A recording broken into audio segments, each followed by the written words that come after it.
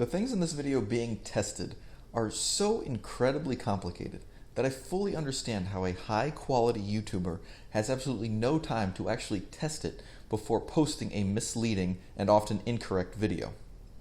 To start it off, I'm going to look at the Artificer hive and basically the duration effect myth.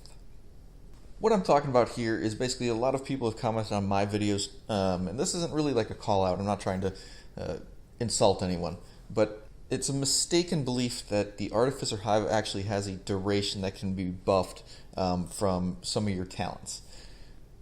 Basically, what happened was in TU5, this was actually removed.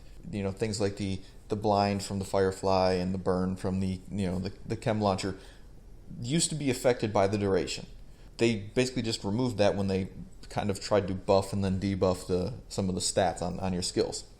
Well, in this video, basically I'm just testing out how these things actually affect the buff from the Artificer hive. Meaning that what a lot of people are saying is that because the buff is increased in duration, you're not getting your healing back as fast. And with the shield build, obviously you want to have that healing come back every 10 seconds as fast as possible. So when you add these buffs to it, it's basically saying that your healing is not going to be as fast and as often. So basically your healing is worse. Basically I tested it over and over again, and I've tested it before. The duration has absolutely no effect on the actual buff itself. The only thing you can actually do to increase this duration on your skills is by equipping a buff duration mod directly to your hive. This is the only way that you can actually increase the buff duration. The one thing I do want to clear up though is that I understand that capacitive and recharge don't really have too much effect on a build like this. A lot of my gear is basically just repurposed or reused from other builds. Some of the pieces are still actually being used by those other builds. So I may not want to actually remove something or completely change something because I like that other build too.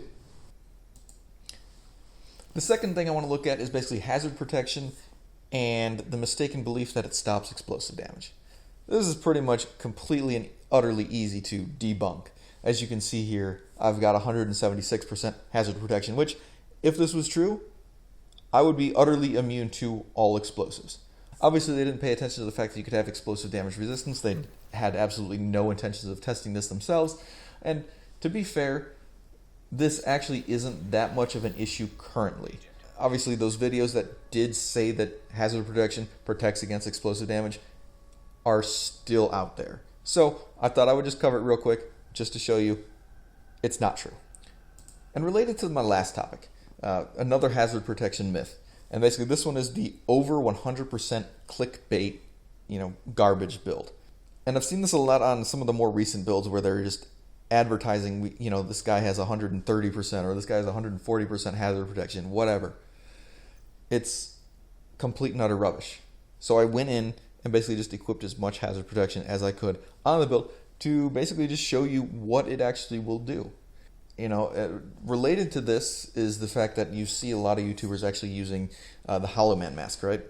And they're putting a God roll 55% or 50%, whatever, on their Hollow Man mask. That's a waste, okay? The Hollow Man mask has 60% already. You want as close to 40 as you can possibly get. I would say if it's between 40 and 49, put it on your Hollow Man mask.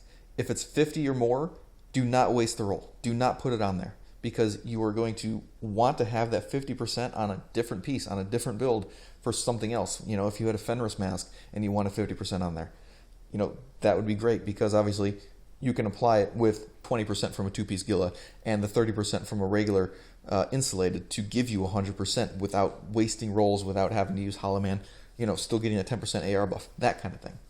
But looking at it, testing it out with the riot foam, you can see that it basically just doesn't do anything. Same thing as having 100% hazard protection, does nothing. So I tested it out with the flame turret just to see, okay, well maybe with that much, maybe it'll actually heal me because it tricks the system into thinking that I should be healed by this because I have so much. Well, it's not true either. I just take regular damage, I'm just not catching on fire. That's it. No hazard damage.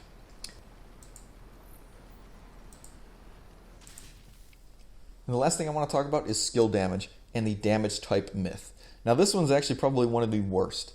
I've seen it in numerous videos now where they basically are talking about the fire starter chem launcher does explosive damage, and the airburst seeker does explosive damage, or the oxidizer chem launcher is doing poison damage, and just these kind of ridiculous status effect things that basically just don't actually apply to the skills, and basically they're just lying and making clickbait, and it's absolutely aggravating and annoying. One video that I recently saw was basically how the oxidizer chem launcher is the only skill that ignores hazard protection, which is just utter and stupid garbage. Like, hazard protection protects you against status effects. If it is not applying a status effect, it is not being stopped by hazard protection. I could easily say that the striker drone or the assault turret are cutting through your hazard protection. But it's not true. They don't have anything to do with hazard protection. They are doing a completely different type of damage. They are doing, for all intents and purposes, normal damage. In these tests, I basically proved that. It didn't take very long to actually show you these things. The one thing that I would note, though, and this is probably the only anomaly that I've seen, is the hive stinger. This one actually is kind of weird because it deals explosive damage to you, but it doesn't actually take any buffs from explosive damage. So if you have explosive damage or if you have demolitionist specialization, you're not actually doing more damage with your stinger. But if you have explosive damage resistance, then you actually do negate a lot of that damage. So basically, if you have explosive damage resistance at 90% and 100% hazard protection, the stinger hives basically just do absolutely nothing to you. Alright, and that's pretty much just everything that I want to cover in this video, but look at this chart here real quick. Basically, this just covers all of the damage-based skills. As you can see here, I've got the skills and their different variants, but I've also got what I would call, like their actual damage type. So, the assault turret and the sniper do normal damage. And by normal damage, I mean like bullets, okay? Simple as that. If a defender drone, for example, can block it, then that's normal damage. If explosive damage resistance can block it, then it is explosive damage. If explosive damage resistance or the defender drone, can't stop this kind of damage, then I'm calling it exotic damage. Now, that may not be the term. There may be some sort of changes in the future with this. As of now, exotic damage is not something that you can really negate. You can't really put on a counter to it. It just happens, okay? And that includes the incinerator turret, the fire starter, the oxidizer, the airburst, okay? Basically, these things do a set amount of damage to you that you cannot negate by hazard protection, okay? So if you hear somebody saying that you can ignore it, it's just, kind of not true. Alright guys, I hope I helped you out. I hope I dispelled some of these stupid myths and lack of testing that a lot of YouTubers do. Thank you for watching, and I will see you in the next one.